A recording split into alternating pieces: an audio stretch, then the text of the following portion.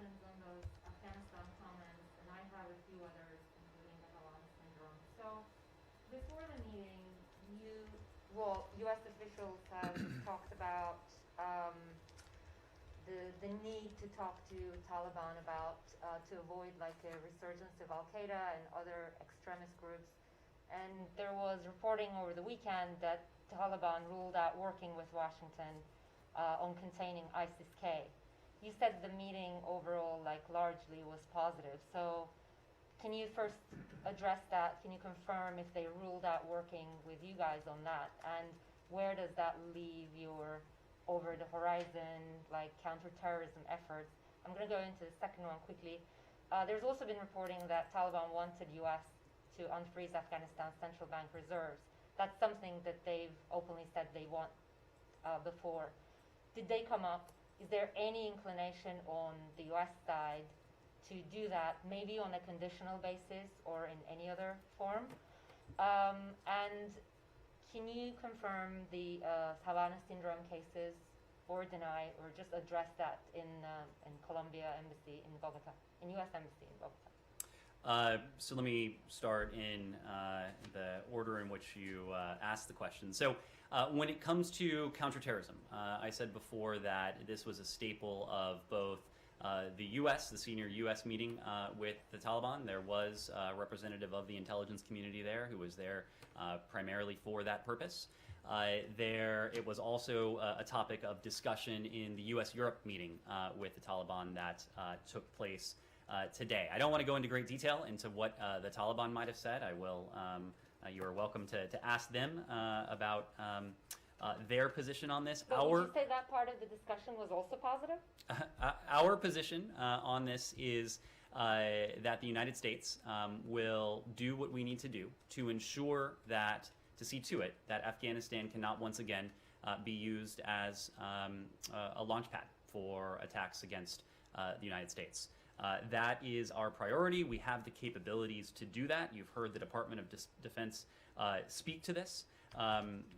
We will continue to make clear to the Taliban our expectations, to underline for them their own commitments on this. But again, what is also true is that there is some shared set of interest in this. ISIS-K is a mutual threat to the Taliban and to the United States and our partners. And so we will, and we do have the capabilities to see to it that groups like ISIS-K cannot use Afghanistan as a base to threaten us, and will continue to raise the imperative of counterterrorism with the Taliban going forward. When it comes to central bank reserves, look, I don't want to go into various carrots and sticks. What I will say on this is what we have consistently said. We will judge and interact with any future Afghan government on the basis of its conduct and its conduct in those key areas. But their conduct has not been great, to say the least, already. And everyone agrees that. Like, EU says that openly. They say it diplomatically. It hasn't been encouraging. So I don't quite understand like what it is that you guys are waiting.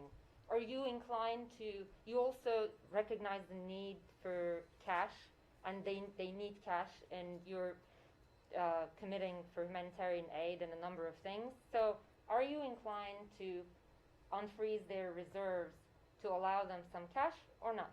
This is not a static picture.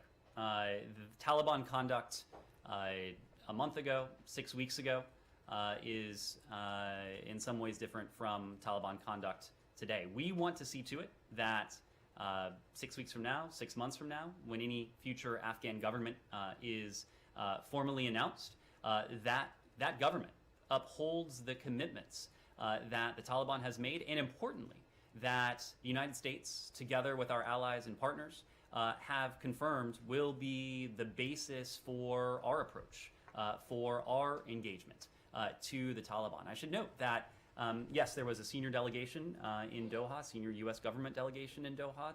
Today there was a meeting of the U.S. and EU partners with the Taliban, there is a difference between pragmatic, practical engagement on core national interests, and to us, those national interests are counterterrorism, they're safe passage, they're human rights, among others, and any sort of